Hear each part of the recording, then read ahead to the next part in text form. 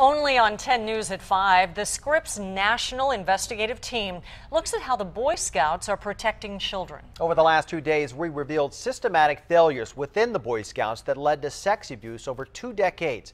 To date, we uncovered challenges the Boy Scouts still face in keeping Scouts safe. Scripps National Investigative Correspondent Jim Oswin is following the trail of betrayal. The Boy Scouts of America say times have changed. We have a very good system of protecting kids. And just like the Catholic Church and the Penn State abuse scandals, the Scripps National Investigative Team has shown how the Boy Scouts of America operated under institutional secrecy, creating a culture of concealment that put thousands of scouts at risk between 1970 and 1991. So what about today? This former scout leader says there are still problems. It is a great program, except that protecting the boys, they don't do. I believe when my grandson joined scouting, he's safer than any other place he could be. And now, after all that we've uncovered, there are calls for lawmakers to intervene. It's time for Congress to investigate.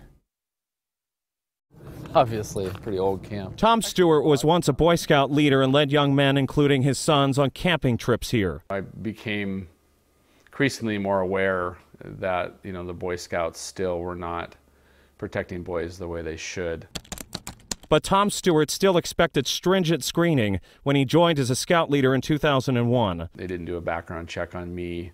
In fact, BSA didn't require mandatory background checks until 2008. But listen to Bob Mazuka in this statement from 2010, Boy Scouts of America CEO, who retired in August. We do a criminal background check on every applicant to be an adult leader. But there are still questions about the quality of the Boy Scouts background checks. Brian Liska was convicted for having sex with a 14-year-old girl. But in 2011, he was a Boy Scout leader and was arrested at a scout meeting at a school because it violated the conditions of being a registered sex offender in Illinois. The issue of youth protection is vitally important to fathers like Tom. Sadly, I was abused here. Because the Seattle area camp where he once led the Boy Scouts is the same camp where a Boy Scout leader molested him when he was a boy, molesting him and his brother. We were, abused hundreds of times. We were raped and sodomized. After all he went through as a kid, he still believed in scouting. But when Tom saw gaps in youth protection as a scout leader, he quit in 2003. Current Boy Scouts of America President Wayne Perry says the Scouts have other guidelines to keep boys safe. We emphasize too deep. I see it all the time.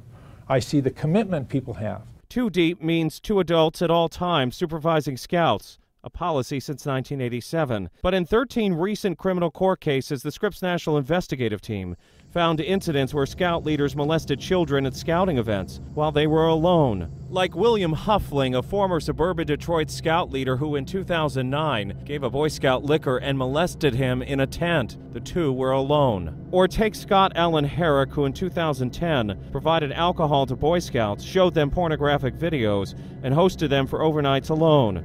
Before authorities caught him with 100,000 images of child porn at a Twin Lake, Michigan Boy Scout camp. He's now in prison. We have trained millions of people in what is youth protection. The Boy Scouts of America President Wayne Perry says they do put boys first. Today, I think we do a very good job. Around the world, people asked us to use our youth protection system. In an exclusive interview with the Scripps National Investigative Team, the president of the Boy Scouts now says he will turn over to police the names of scouting officials who may not have done the right thing when it comes to reporting. But who will hold the Boy Scouts of America organization accountable? Just recently, victim advocates called for a congressional audit. That's what leads us to Washington. Congress has the power to investigate the Boy Scouts, according to author Patrick Boyle, who wrote the book Scouts Honor about molesters in the Boy Scouts. Congress certainly has it within its authority to call them forward and actually get some answers that probably we're not getting.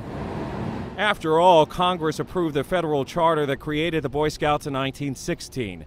And Congress gives the Boy Scouts perks to help run the organization. That was pointed out in a lawsuit filed against the Scouts by Seattle attorney Tim Kosnoff. There's probably 25 different code sections where some member of Congress inserted some sort of giveaway. Congress requires the Agriculture Secretary to give grants to the Boy Scouts and the Defense Secretary to loan property for the Boy Scouts Jamboree. This does come at the expense of the American taxpayer. The Boy Scouts of America have been sued more than 100 times since the 1980s regarding sexual abuse cases. At least that many are still pending. The Scripps National Investigative Team will continue on television, in print, and online to follow the trail of betrayal. I'm Scripps National Investigative Correspondent Jim Osman in Washington. And the trail of betrayal is a Scripps National investigation. We continue our coverage online with maps, timelines, and extended interviews. You can go to our website at 10news.com for more.